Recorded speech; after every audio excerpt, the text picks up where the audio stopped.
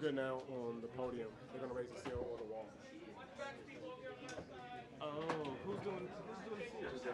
We made it do it? Yeah, we just did it. Oh, okay. All right. Oh. Is that good? Is that good right there? Okay. Okay. Which one?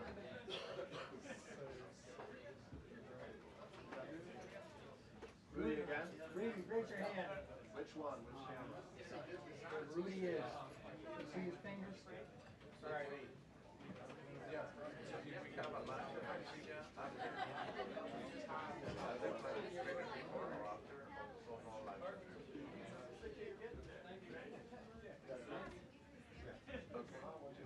okay. But we have to be ready. Testing 1, 2, 3. Audio test 1, 2. Let me adjust these again. Bring these down. All right. Test 1, 2, 3. Good audio. Podium. All right.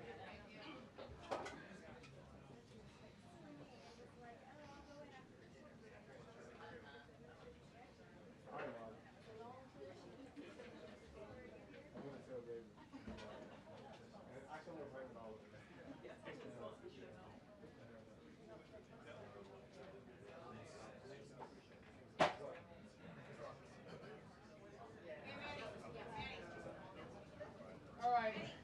Welcome. Y'all told me? Joe. Joe. Strictly good day.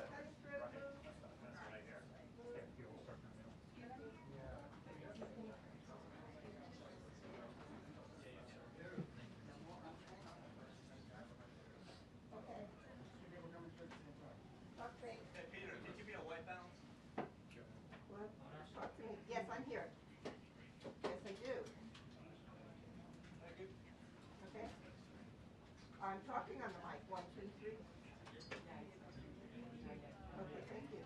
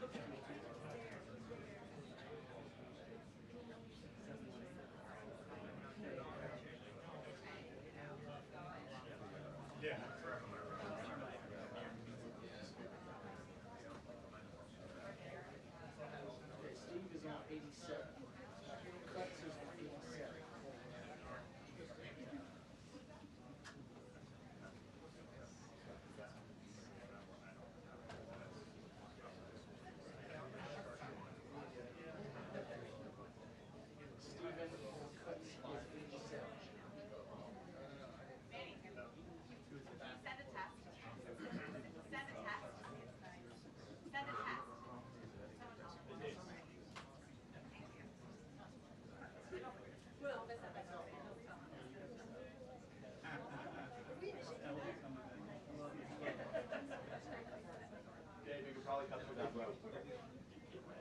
I would cut right through one person on that road.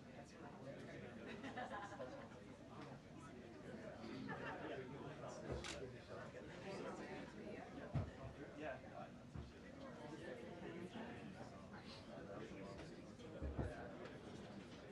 Well, there's no question this is the end of a fairly extraordinary week for President Trump. If you think back, it was less than a week ago on last Saturday night when he addressed the nation, talking about those extraordinary military strikes on Iran. Then, of course, he went to the NATO summit in The Hague, and now he, of course, is back here, and he's expected to, I'm told, celebrate what he explained earlier as a giant win by the U.S. Supreme Court. Talking about the birthright citizenship issue, of course, even though the court is going to rule on the merits of that later, but also just the idea of executive power. Well, if you step back here after the first 6 months or so of the Trump administration, of this presidency, this is his Supreme Court. This is one of the major differences from his first term in office, of course. He has 3 justices that he appointed on the Supreme Court, and the judiciary across the country also has many Trump appointees. Now, it's been a mixed bag, if you will, of rulings as we've seen, but the ruling today by the court, it will not cause immediate relief. It will send many cases back to lower courts and open the door for class actions, but it signals one big question that all presidents have, certainly this president has, and that is the power of the executive branch, the power of the presidency. And throughout the ruling, and I'm told that the president was hearing some passages his advisors were reading to him, that a single judge cannot block the executive branch. So that is something I expect him to talk about here at the press briefing, but it's also a moment for the president to talk about other challenges. He's staying in Washington this weekend, which is unusual. He normally goes to his golf club either at Bedminster during the summer or Mar-a-Lago in the winter, but I'm told he's staying here to work with Senate Republicans. He wants them to get the job done, to pass his signature legislation by July 4th. That is very much an open question, the timing at least. So I expect the president is also to make some more sales pitches, if you will, on that. And there are some central questions hanging over that bill as well. Medicaid is valuable, is not to cut Medicaid. Even some Senate Republicans who are worried about the cuts in the bill, the effect it would have on rural hospitals across the country. So much on the line, much at stake for the president. But for now, at least, the end of the Supreme Court term certainly is something that the president would like to celebrate. Wolf? What did you get for one?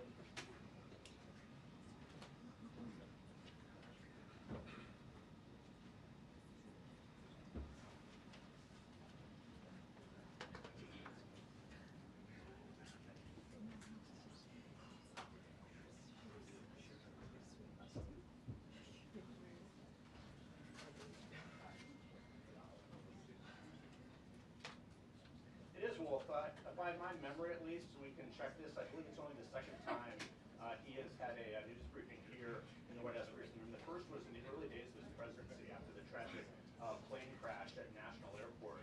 He, of course, came in this briefing room and took questions. But you're right, he often does his exchanges with reporters, often on a near daily basis in the Oval Office or other places on this campus. But no, there's no doubt this is a different moment, but he wants to obviously talk about and celebrate what he sees as a giant win, as he put it on a Truth Social earlier this morning, but also look at all that's happened again over the last week. It's been extraordinary. And many questions remain about the Iranian nuclear program, his foreign policy agenda, as well as his domestic priorities as well.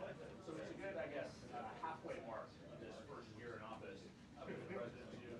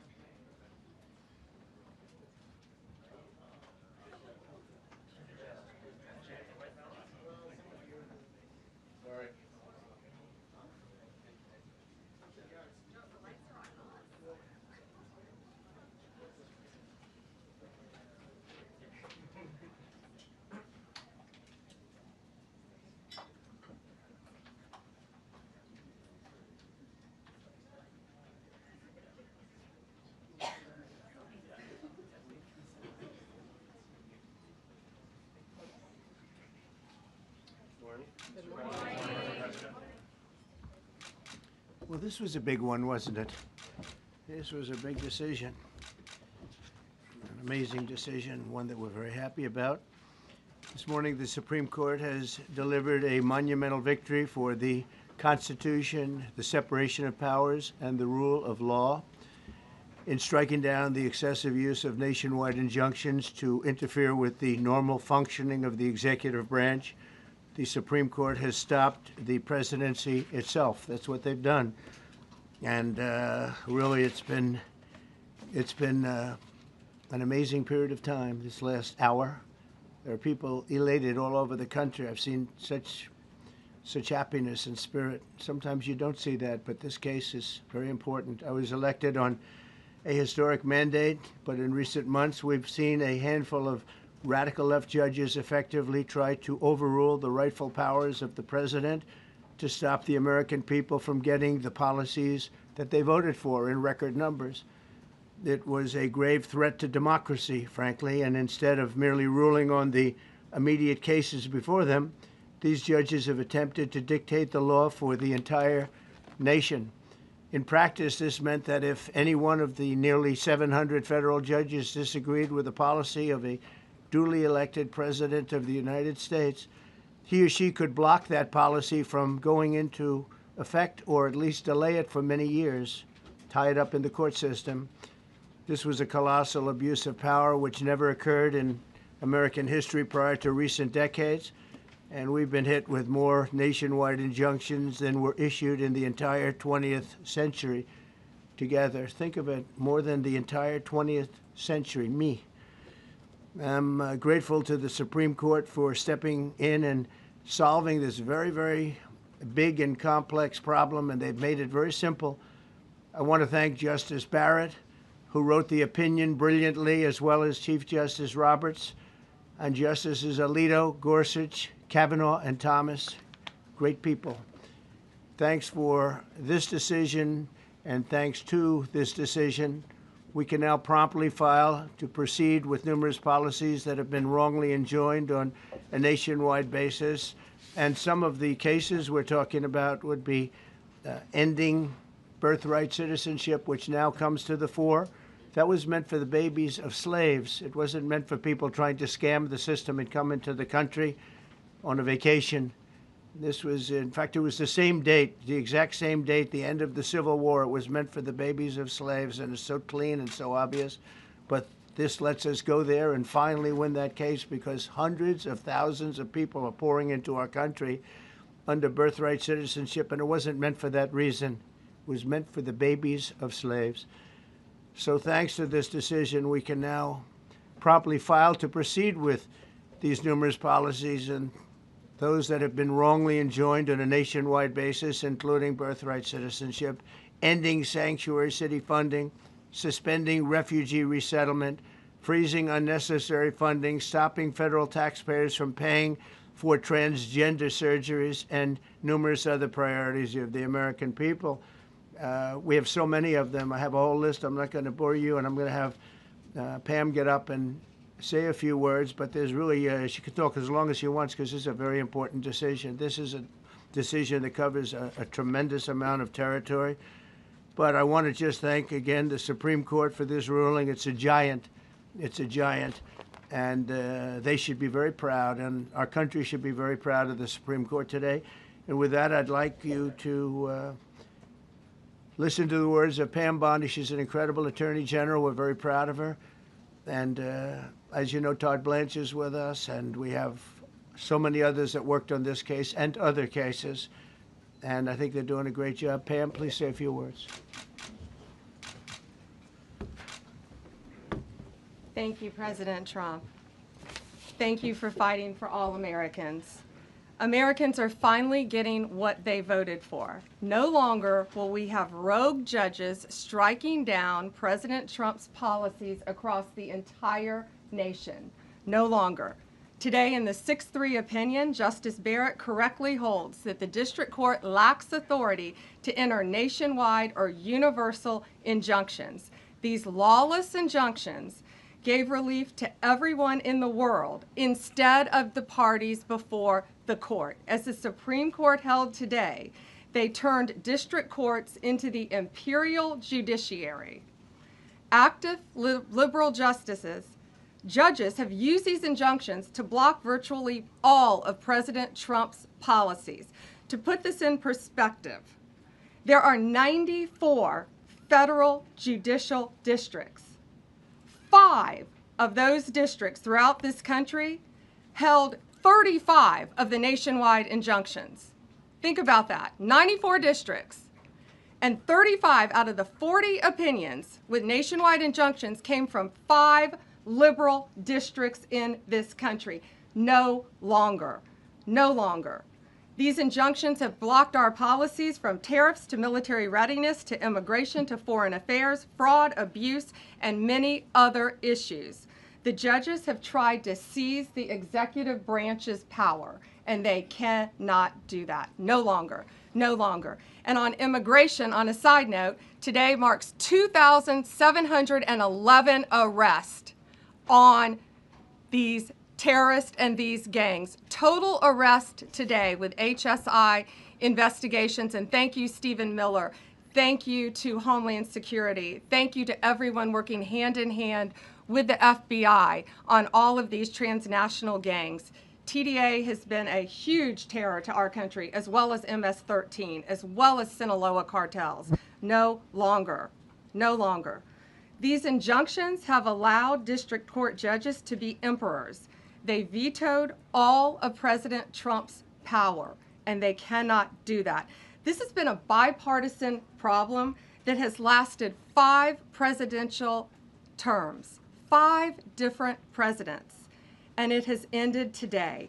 We will continue to fight for President Trump's policies. I want to thank the Office of White House Counsel, Dave Warrington. You and your staff have been incredible. Our Solicitor General's office, John Sowers, Sarah Harris, and Todd Blanche and Emil Bovey. Todd's going to say a few words because we've had another major ruling today on transgender books and some other great wins that we've had. But no longer will they have this power in our country. It is the president's authority under his executive branch to do everything to fight for the American people, and he will continue to do that. That's why he was overwhelmingly elected. Thank you. Thank you. Today's a great day for the rule of law. It's a great day for the Justice Department, and it's one that's been a long time coming, and one that every American should have been waiting for with bated breath. And so I echo what the President said and Attorney General Bondi, that the Supreme Court did a great thing today, not only for this administration, but for every American in this country. If not for the injunctions case, we would be here talking about another great decision that came down today, the trans books case, which restores parents' rights to decide their child's education. Seems like a basic idea, but it took the Supreme Court to set the record straight, and we thank them for that. And now that ruling allows parents to opt out of dangerous trans ideology and make the decisions for their children that they believe is correct. And so we thank the Supreme Court for that. There's been multiple decisions over the past several weeks that just show why this nationwide injunction ban had to happen. For example, what I mean by that is local district court judges issuing decisions that are clearly contrary to law just because they don't like the policy of President Trump. And when it gets to the Supreme Court has to correct it. But that takes time. The Attorney General thanked our lawyers, and I'll do it again.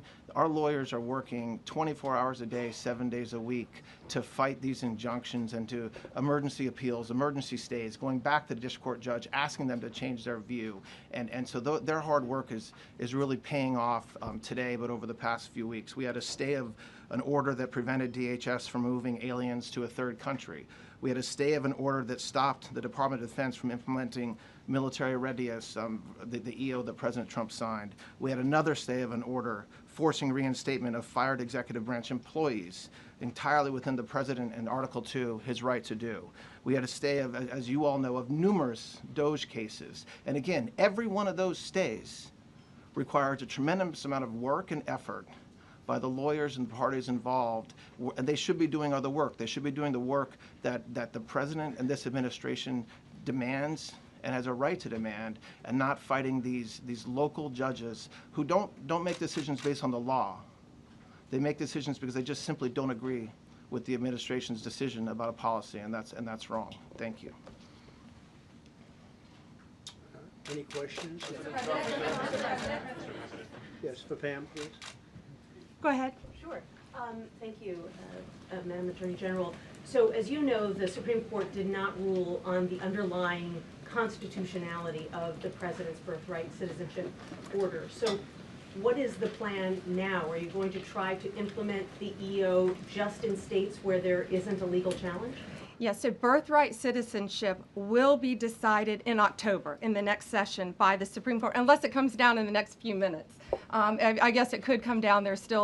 I think they're still deliberating right now on some cases. As you heard, we just got transgender books, which is a huge win.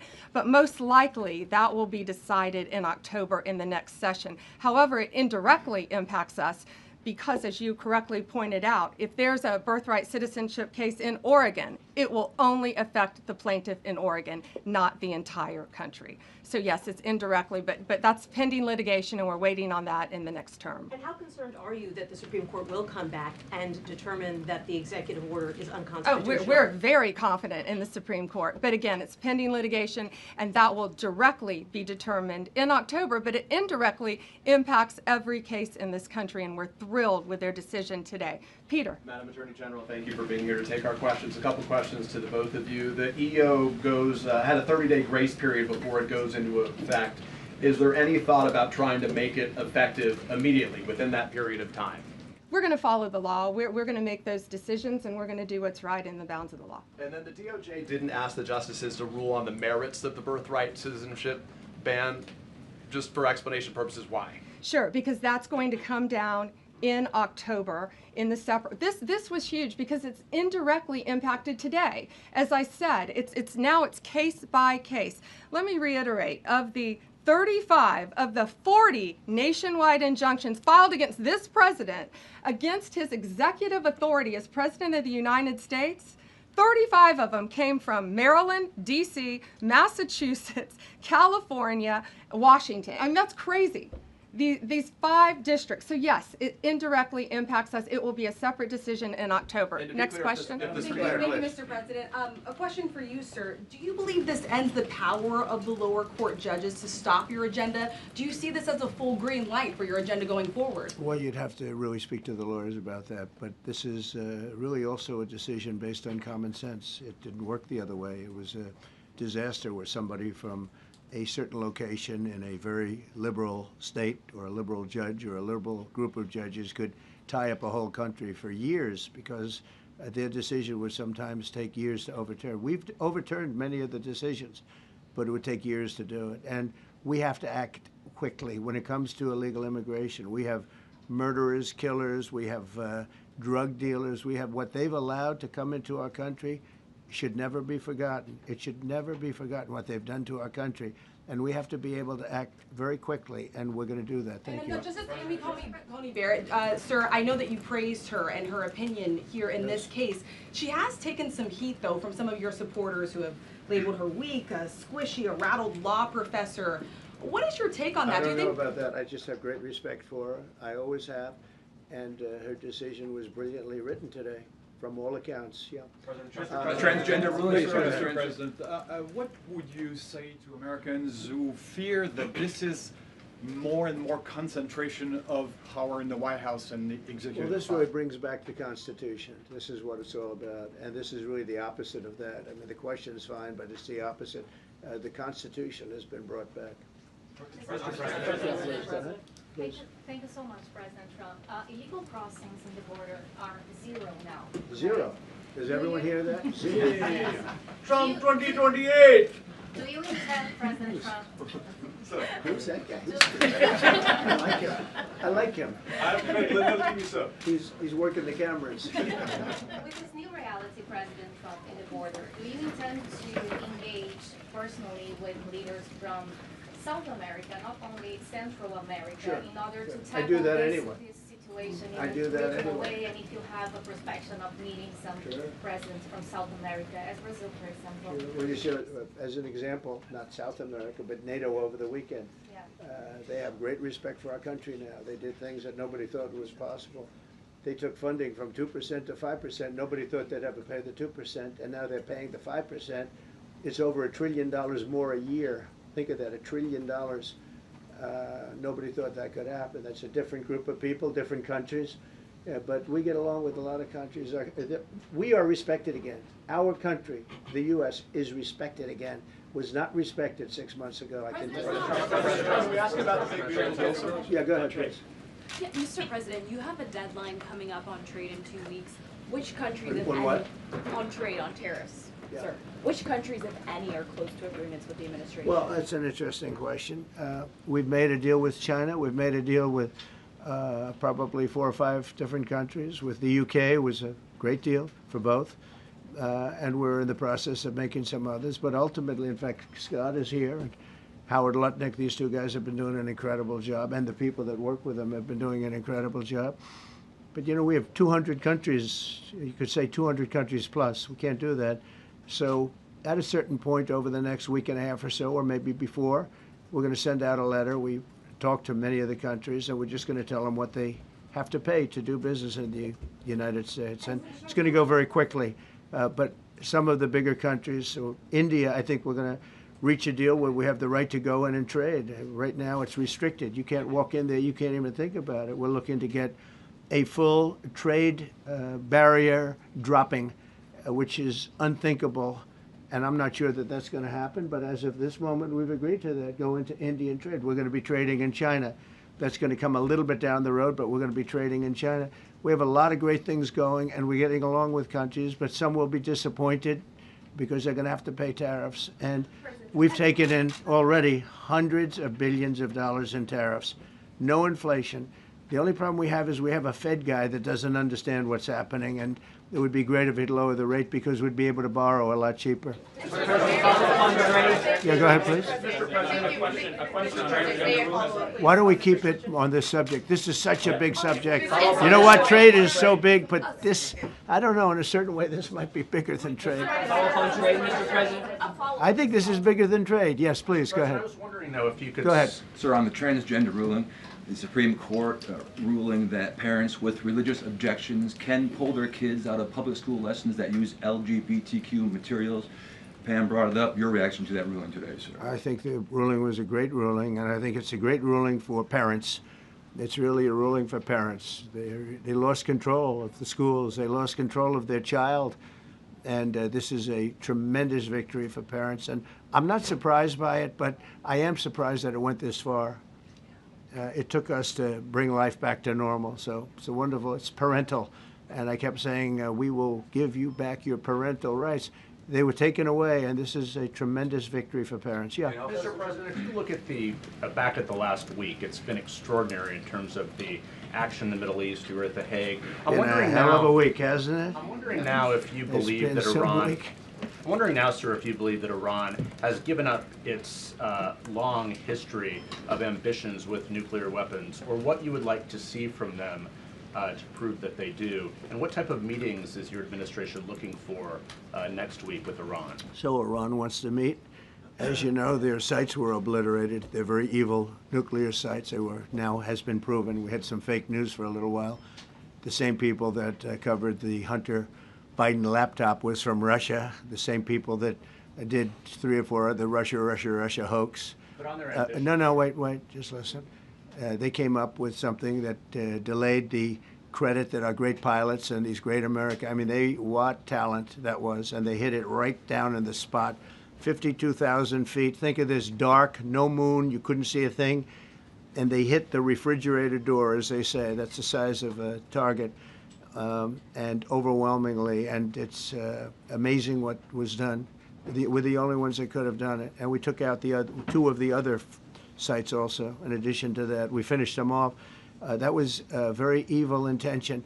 I believe that, and again, time will tell, but I don't believe that they're going to go back into nuclear anytime soon. They spent over $1 trillion on nuclear, and they never got it together, and nothing was moved from the site, by the way. To do that is very dangerous. It's very, very heavy material.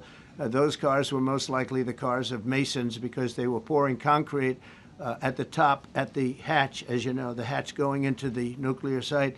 They wanted to reinforce it, and they had some masons there pouring concrete. By the way, that concrete was obliterated. It hit exactly at the concrete. It was, I don't think it had a chance to dry, but everything's down there. It's under millions of tons of rock. Please. Yes. Your administration has said that El Salvador is one of the safest countries in the hemisphere. So why haven't you yet canceled temporary protective status for that country? Was it part of the deal? Well, we'll take a look. We've had a great relationship with El Salvador. They have a fantastic leader. They built a massive prison system. And I don't know exactly why, but it's a hell of a system. And we bring people there, and when they go there, they don't get out. And frankly, when they hear they have to go there, they become very nice people. They become very nice people. It's a tough system, but it's a brilliant system. And it's a system done by a very, very good leader. We'll talk about El Salvador. A lot of respect. Yeah, please. Thank you. A question for you, and then a question for the Attorney General. As you go into negotiations and talks with Iran, are you demanding not only that there would be no uranium production inside of Iran, but also that Iran would turn over all existing stockpiles of uranium? Well, you know, we're a little early for that, but something like that, yeah, we'll do something like that. Let me say that I've been saying for 25 years, even as a civilian, you cannot let them have a nuclear weapon. And that's what happened. It's been obliterated. It would be years before they could ever get going. And I really think it's probably the last thing. They have to recover from a hell of a tough war. Would you also be demanding that the IAEA have full rights to inspect in Iran? Or somebody, yeah, or somebody that we respect, and then including ourselves. And a question for both the President and the Attorney General. Under birthright citizenship, if this is implemented, who would be tasked with actually vetting citizenship? And how, like, would this be a situation where you have nurses and doctors checking for citizenship of parents, or? This is all pending litigation. It's going to be decided in October by the Supreme Court, and we'll discuss that after the litigation. If you have an undocumented baby, would that baby then be an enforcement priority? The violent criminals in our country are the priority now. Let me put it in perspective. Today marked the 2,711th arrest in our country of TDA members, just TDA. Everyone in this room agrees they are one of the most violent criminal organizations in the world. And the Biden administration let them walk into our country for the last 4 years. 2,711 of them today have been arrested in our country. That is the priority of Donald Trump. That is the priority of this country, of Homeland Security, of all of our lawyers, of FBI. That's the priority. That will be discussed in October when the Supreme Court hopefully rules in our favor, and we're very confident of that. But you should all feel safer now that President Trump can deport all of these gangs, and not one district court judge can think they're an emperor over this administration and his executive powers and why the people of the United States elected him. I just might add one thing, and you know, they used birthright citizenship, some of the worst people, some of the cartels, to get people into our country, just so you know. And again, I say, if you look at the end of the Civil War, the 1800s, it was a very turbulent time. If you take the end day, was it 1869 or whatever, but you take that exact day, that's when the case was filed. And the case ended shortly thereafter. This has to do with the babies of slaves, very, very obviously. And I think we're going to win. People didn't, I don't think they went about discussing it right. I came along and we looked and we said, wait a minute, this is wrong. We've been looking at birthright citizenship wrong for years, but they've used it. The cartels have used birthright citizenship to get very bad people in, and what Pam's doing and what Todd and everybody else, what they're doing at DOJ and all over, FBI, ICE, Border Patrol, these are incredible people. They're trying to keep our country safe, and they don't want to have people come in. This is just another way that they get illegal immigrants into our country, and in some cases, very, very bad ones. Go ahead. Thank you, Mr. President. On your tax bill, if I could for a moment, senators are racing to rewrite parts of it right now after the Senate parliamentarian ruled that sections of it were outside of the process that they're using to get this through. Do you think that senators should respect the decisions of the parliamentarian? And what have you personally done in the last 48 hours to try and get Republican senators who are against the bill to a yes? Well, look, it's a great bill. It's a massive tax cut. If it's not approved, your taxes will go up by 68%. Think of that, 68, a record, the highest in the history. The Democrats won't approve it only because politically it's so good for the Republicans. The Democrats aren't approving it. But think of what they're not approving. They're not approving border security. We've done a great job at the border, but we have to add some wall. We have to do, various things. We have no money for that. We have no money for the border. We have no money for so many things. But if the Democrats, it'd be interesting to see if we get any Democrat votes. We should. If I were a Democrat, I would absolutely, maybe Fetterman, because he seems to be the most sensible one lately. If I were a Democrat, I would vote for this bill all day long because it's tax cuts and so many other things that are common sense. They're basic things.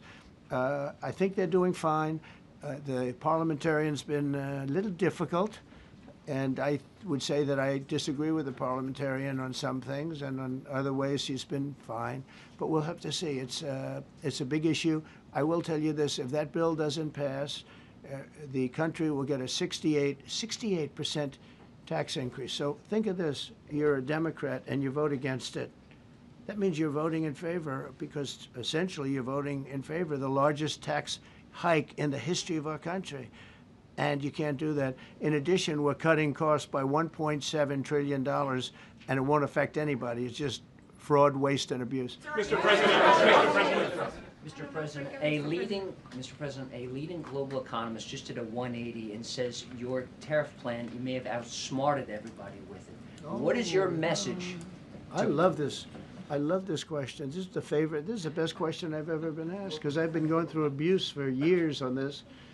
Because, as you know, we're taking in hundreds of billions of dollars, no inflation whatsoever. But, Mr. President, what is your message to critics who think your tariff plan will cause a recession? I think they should go back to business school. It's so obvious. It's so obvious. I mean, we're taking in billions and billions of dollars from China and a lot of other countries. We took in, I had a call from somebody in the House and a high official. Sir, we have a problem. We don't know what to do. The books are a mess. I said, what do you mean by the books? The books, the money coming in. It's so terrible. I figured, oh boy, what's this? I don't like this question.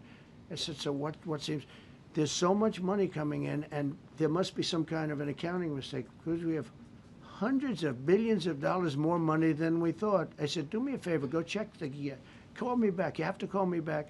Check the tariff column. Calls me back 2 hours later, says, you're right. We took in $88 billion in tariffs. They have so much money coming in. But more important than the money coming in, we have companies coming in, factories coming in, auto plants being built. AI is being built here instead of being built all over Europe and Asia. We have all of it. We have over $15 trillion, just about, Scott. I think we're right about that number. We went to Saudi Arabia. We went to Qatar, we went to UAE, very smart people, very smart leaders, great leaders, and we took in $5.1 trillion just there. Without the tariffs, I mean, they also liked a thing called November 5th, November 6th, and November 7th. That was a very good little period of time. It's called the presidential election. You know, you used to have one-day election, now you have it go over it, but even if you just took that little period, because it was pretty obvious it was going to be a landslide, and they like that, but they love the tariffs. I had Texas Instruments come in the other day, big company, and he said, we're putting in $60 billion into new plants and new equipment, new everything. Sir, you're going to keep the tariffs, aren't you? Because if I ever took the tariffs off, and we are going to absolutely keep it. And they're worried that somebody that, like this communist from New York, someday gets elected. I can't believe that's happening. That's a terrible thing for our country, by the way. He's a communist. We're going to go to a communistic state. That's so bad for New York. But the rest of the country is revolting against it. But if somebody got elected, they're afraid that if this was taken off, well, we're going to guarantee it's never going to be taken off. And again, we're taking in think of this, hundreds of billions of dollars. And they were all confused because they've never seen this before. You know, it's always the other way. We don't have enough money. So much money is coming in at levels that nobody's ever seen. But most importantly, we have factories being built, car plants being built, companies moving to our country like never before. If you look at 15 trillion, and that's only in a few months, you know, I haven't been here that long. Presidents like the last one was a disaster. He's the worst president in the history of our country, by the way. What he did on our border can never, ever be forgotten. To me, that's the worst of all the things. And he's done some terrible things, grossly incompetent. Nobody knew it was him because I don't think it was him. I think it was whoever was controlling the auto pen. But our country is doing great.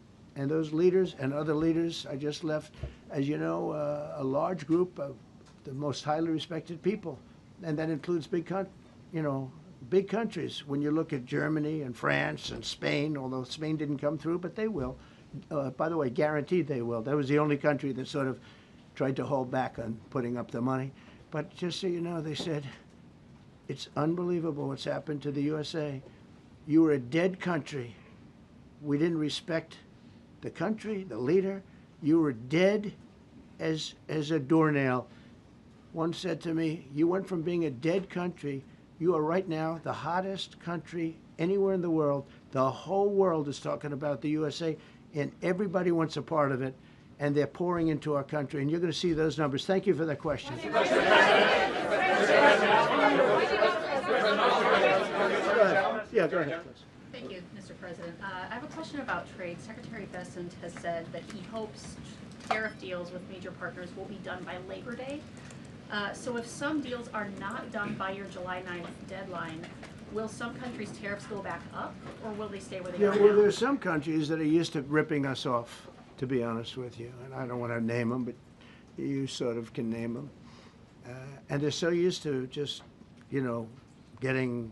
taking it billions and billions of, look, we had a trade deficit of more than $1 trillion. Think of a trade deficit. That's because nobody cared.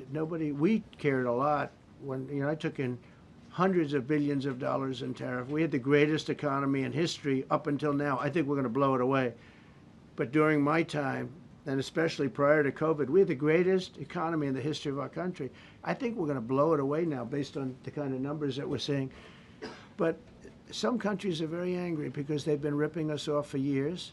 They've been making billions and billions of dollars. There was nobody to negotiate with. They could do whatever they want. They charged us tariffs, by the way, at numbers that we've never seen before. And we ended up losing much more than $1 trillion a year. $1 trillion a year on trade. And now they're being met with a force that's far greater than them, and they don't like it. So they're upset because instead of making, $5 billion, they're going to break even. Or they'll make a little bit. I want to be nice. They'll make a little bit. Or we'll make a little bit. It's a big difference. Yeah, please go ahead. Go ahead. Red dress. On the 2020 election, is there any more information on the special prosecutor? So many Americans still have questions about the 2020 election. And speaking of rogue judges, would you consider appointing somebody at DOJ maybe to investigate the judges that allowed for the political persecution of you, your family, and your supporters during the Biden administration? I love you. Who are you? I'm Kara from Lindell TV. Well, it's just a very nice question. And it's not a setup. I have no idea who you are, but I appreciate that question. All I can say is we're not here for that. I hope so. I hope they're doing a thing because that election was rigged and stolen, and we can't allow that to happen. A lot of people tell me, sir, you just won the greatest election in the history of our country. You won at numbers that won all 7 swing states, won the popular vote, won everything. Sir, go on with your life. And many people that say that, good people, friends of mine, then you have people that say that same thing, go on with your life, but you have to find out what happened because you can't let that happen again. Look at what this lunatic did. Look at what he did. He opened our borders to people that were murderers, 11,888 to be exact, murderers. And we've captured many of those murderers, and we're bringing them back. Or some of them are so dangerous that we don't even want to bring them back. We're afraid they're going to try and come back in. But he allowed people to come into this country, people from mental institutions, insane asylums. That's a mental institution on steroids. People from mental institutions, gang members, drug dealers, people, jails. being emptied out into our country. Venezuela emptied out almost its entire prison population into our country. But I don't want to blame them. Many countries have done that. The Congo, you know, we have a great press conference coming up later, and it's the Congo and Rwanda.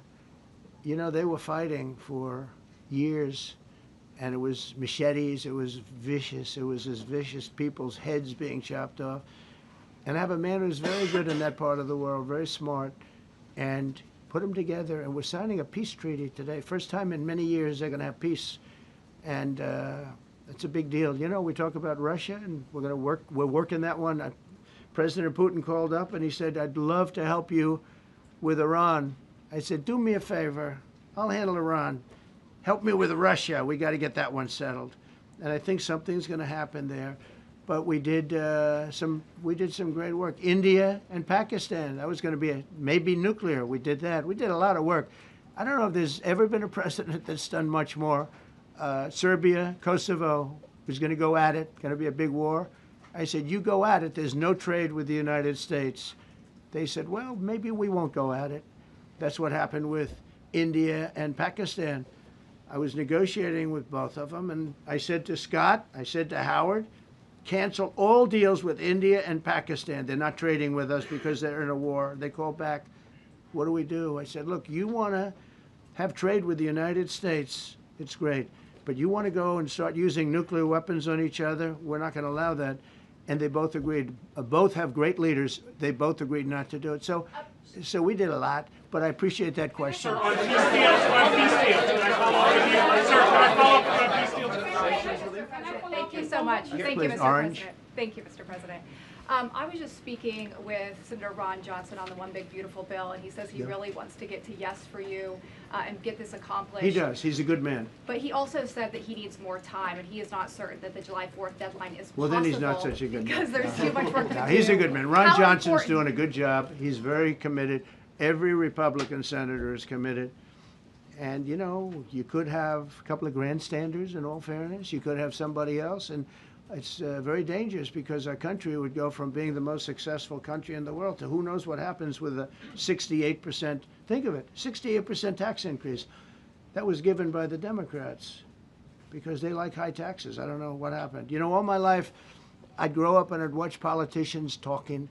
I'd say, oh, that's fun. And they were always saying, we will cut your taxes. We will cut your tax. I never heard it. They say, we will raise your taxes.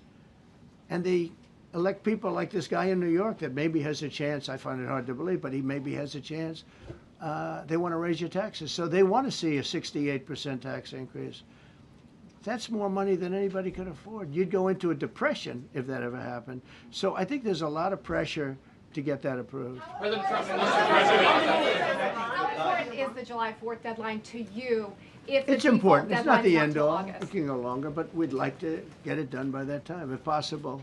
And look, we have a lot of very committed people, and they feel very strongly about a subject, subjects that you're not even thinking about that are important to Republicans. The problem we have is that it's a great bill.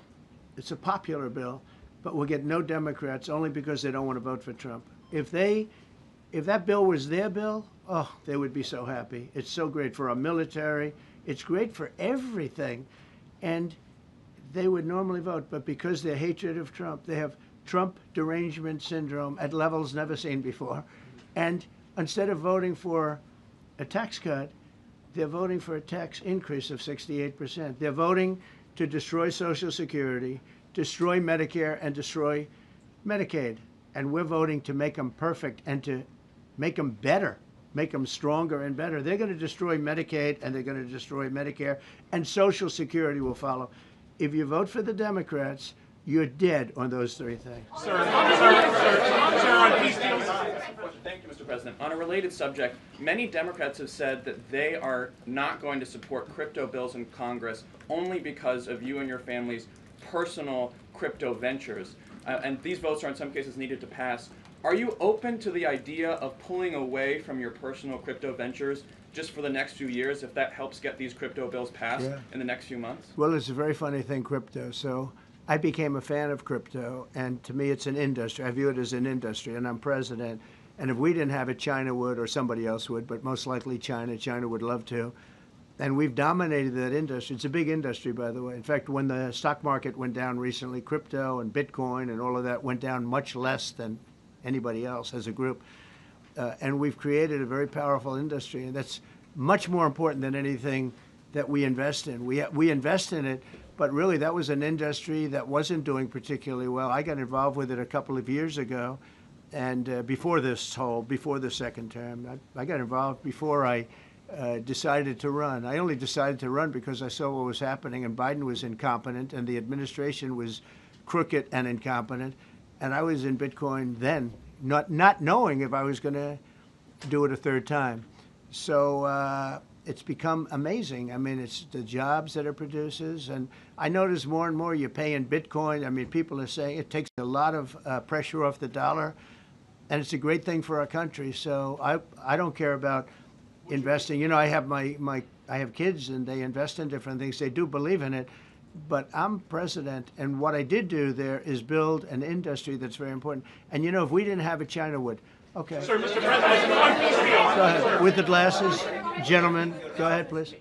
Go ahead. Thank you, Mr. President. So, are you going to cut funds in the sanctuary states, like for instance California, they keep supporting illegal immigration, and then these people work under Yeah, we're giving them a table? hard time. And also, if a foreign policy question. I mean, they don't have a governor in California. They have a man that wants to give away everything to people that nobody's seen before. If we didn't go into Los Angeles with the military, which did a fantastic job, but if we didn't go into Los Angeles bringing in the National Guard, I would have brought the military if it was necessary, because you have to. We have the right to. That was another thing upheld by the Supreme Court. But if we didn't go in with the National Guard and be strong and tough, you wouldn't maybe have Los Angeles. It would be like the rest of California, the rest of Los Angeles. They lost 25,000 houses in a fire. They should have lost none. You know, I sent the water down. I had to break into their water supply because they just refused to do it. They're crazy. There's something wrong with them. They have plenty of water. They don't have droughts or anything. They have we let it come down from the Pacific Northwest. They routed all the water out into the Pacific Ocean for environmental reasons, okay? And now you have 25,000 houses, none of which would have burned down if you had the water. They didn't have water. They didn't have water for the fire pumps. They didn't have water in the sprinkler systems that people put in. So the answer is we're going to work with governors. We're going to work with radical left Democrats and Democrats, and we're going to make it good for everybody. We'll have to stop the crime in those, in the case of the cities, I think I can say just about all cities with heavy crime are run by Democrats. Go ahead.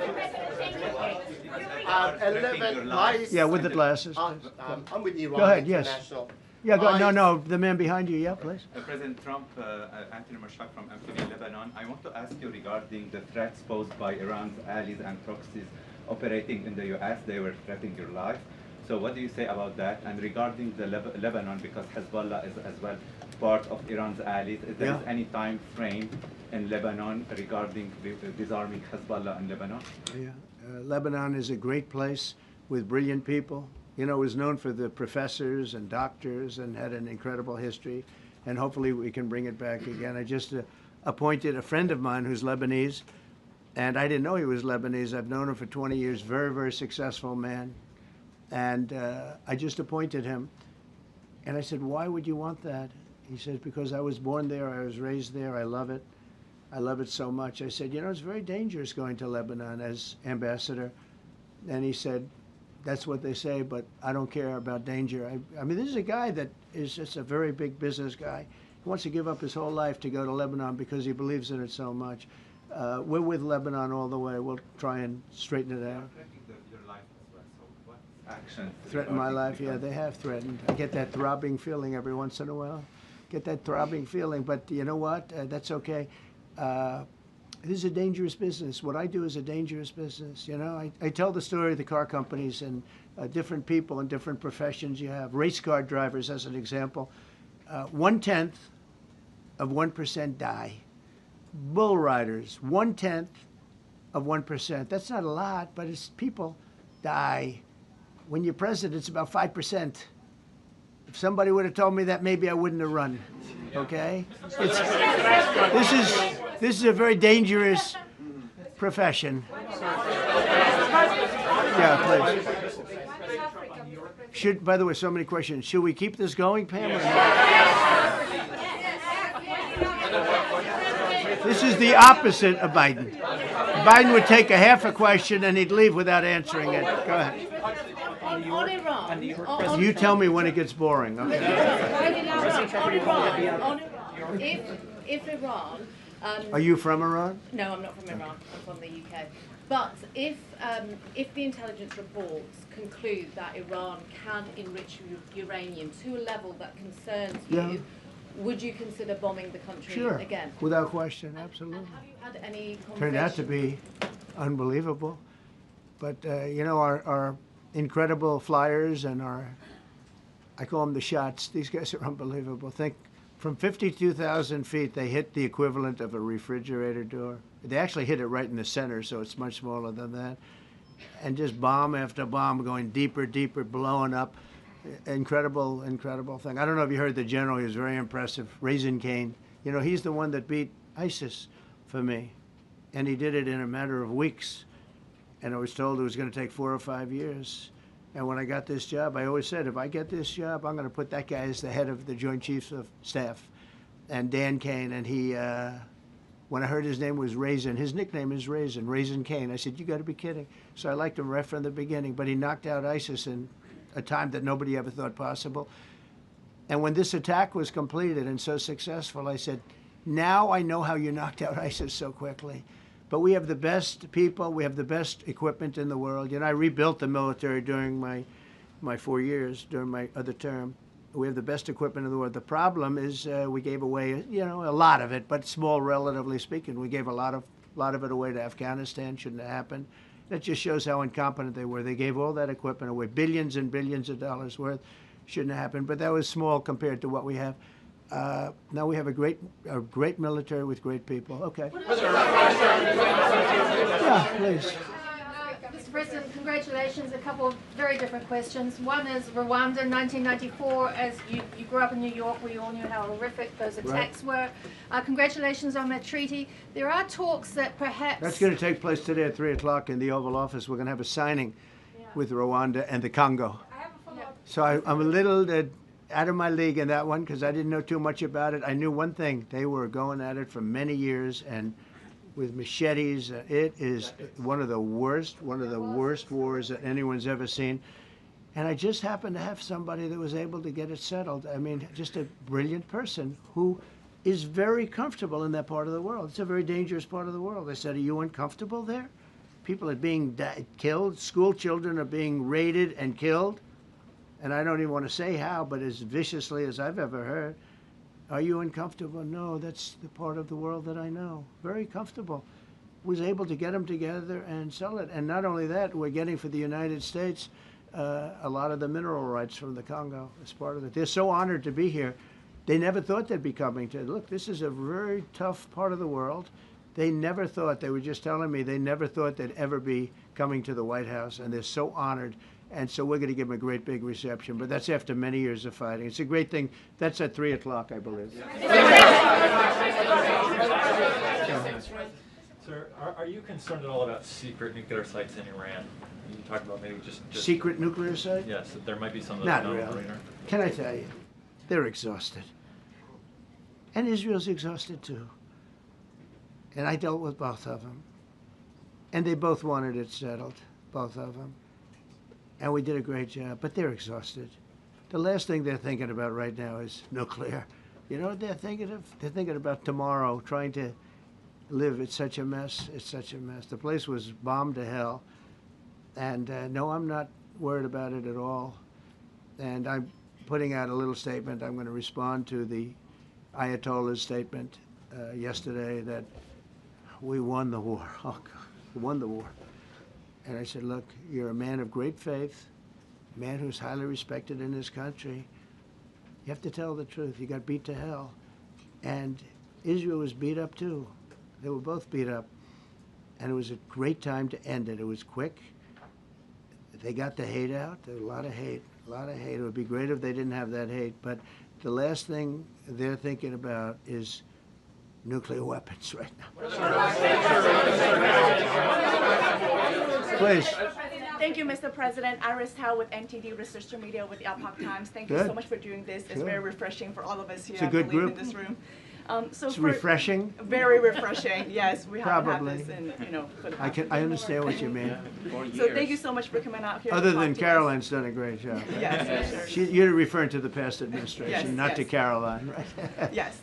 Back to the ruling today, if you don't mind. So you have always talked about winning for the American people. Right. How do you think today's ruling will enable you to further deliver for American families and workers across the country, not only when it comes to immigration, but also when it comes to trade, energy? What actions are you most eager to move forward Well, I with think now? taking power away from these absolutely crazy radical left judges is a tremendous, this is such a big day. This is such a big day. It's like, it's sort of sad because we're doing the signing at 3 o'clock, and this may very well dominate the signing of a big war that was going on and really affecting the continent of, think of it, the entire continent of Africa was being affected, and we're settling that war today, and this will probably be a headline. But this is a very big moment, and it gives power back to people that should have it, including Congress, including the presidency.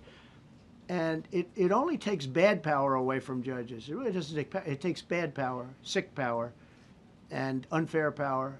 And it's really going to be, this is a very monumental decision. Yeah, please. Yes, President, thank you very much. On July 9th, is that July 9th date set for tariffs to snap No. back? Or could there be a... We can do whatever we want. We could extend it. We could make it shorter. I'd like to make it shorter. I'd like to just send letters out to everybody. Congratulations, you're paying 25%. He doesn't want. He's a much nicer person than I am. Go ahead. You finish it up. Were you considering for the Federal Reserve then? And are you speeding up that process? I see Secretary. Oh, he's terrible. He's terrible. I mean, I have a list of things. We're like 38 on the list. We pay, Cameroon and different places are paying the same as us. Because, you have somebody sets a rate at 4% or 4.5%. It's hard to go out and say we should be paying 1% when you have your so-called experts doing that. And the sad part is, as per the question that you asked about tariffs, we've had the tariffs and we have less inflation than we had before. What we have is a hell of a lot more money, a hell of a lot more income, and we shouldn't be paying a rate like that. In other words, when we pay a rate, I'll tell you, each point is the equivalent of $300 billion. So if we had it down 3 points, because I think we should be at 1, you have Switzerland is at 0.25. In other words, 25% of 1%. And they're the number 1 right now. But we should be the number 1. And soon you're going to have, I think, you're going to have where the people will pay will pay, like we had a few years ago, where you put up money, you loan money, and I mean, you actually, instead of paying, you get paid. I love that. I don't know if it's any good, but I love it, where you put up money and you get paid. But we should be in a category, so we should be at the top of the list, not toward the bottom of the list. But we have a man who's not a smart man, and he probably has Trump derangement syndrome. And he's just not a smart person. What he's doing, though, he's hurting us for years to come. Because if we borrow money at 2 points higher than we should be paying, that's $600 billion. Wouldn't you say those numbers are about right, Scott? So it's 2 points would be about 600, actually more than that, but about $600 billion, all because the guy doesn't want to lower the rates. He is doing the service, a very disservice. And then he goes up and talks about, I'd like to see costs come down. He gets up and he does his little thing for 5 minutes, and he goes out and he goes back to the beach. He goes, I'd like to see costs come down. Well, he could lower the interest cost by $900 billion a year. All he has to do is lower rates. And everybody's saying, I was watching some of the business shows today, and they're saying, Trump's right. He should really be cutting. The country's doing well. We have no inflation. Now, despite him, we're doing great. But if we got the rates down, we would be a rocket ship. So I think that'll be it. And I just want to thank everybody. This is a really big day. We've had a big week. We've had a big week. We've had a lot of victories this week. NATO was a tremendous victory. The war was a tremendous. Look, we were talking about this for 30 years, about Iran being nuclear. And all I said is it will not be nuclear, and it's not going to be nuclear. And You know, I want to give credit to a lot of people, and most importantly to our great military. Boy, they put out that fire. Once that happened, once those bombs got dropped, that war was over. That war was over. But I just want to compliment them. Incredible. The general and all of his generals. Pete Hegseth was great. They all. And now I want to compliment Pam. A lot of genius went into this. You know, people, if you don't say it exactly right, if the Supreme Court doesn't get it because it's incorrectly spoken about, and that happens. A lot of cases are lost because they don't say the right words. But I want to correct. She's going to go down as a great attorney general. I may change my mind about that. I don't know. Maybe someday I'll have call and say I was only kidding. She's going to go down as a great attorney general. This was a tremendous win, and we've had tremendous wins, but this was a tremendous win today. So I just want to congratulate you and Todd and your whole staff. Very brilliant people, and we can't forget John Sauer. That's right. Who is with. There's a medical emergency within his family, so he's taking care of that, and we said absolutely. So I just want to thank everybody very much. Thank you. Sir, can there be a Gaza ceasefire deal? This is Jeff Bezos on his wedding weekend. Sir, Thank you, Mr. President. Thank you, sir.